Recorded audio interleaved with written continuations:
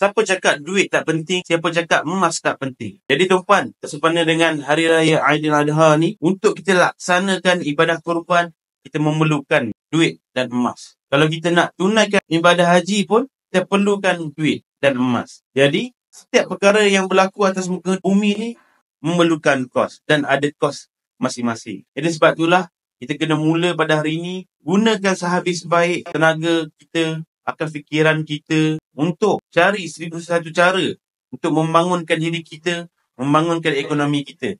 Supaya kita boleh akses banyak perkara dan kita boleh lakukan banyak perkara.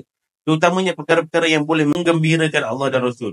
Setiap pada kita perlu ada duit supaya kita boleh setiap tahun laksanakan zakat, laksanakan ibadah kurban. Kita boleh pergi umrah.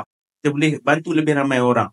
Kalau tuan-puan nak mula buat simpanan untuk ibadah korban, untuk menunaikan haji, umrah dan sebagainya, mulalah menabung emas. Sebab apa? Emas adalah wang sebenar, emas sekali inflasi, emas nilainya sentiasa meningkat dan emas ni membuatkan kita susah nak boros. Jadi siapa yang nak mula menabung emas, mulalah pada hari ini kerana emas tak pernah tunggu kita.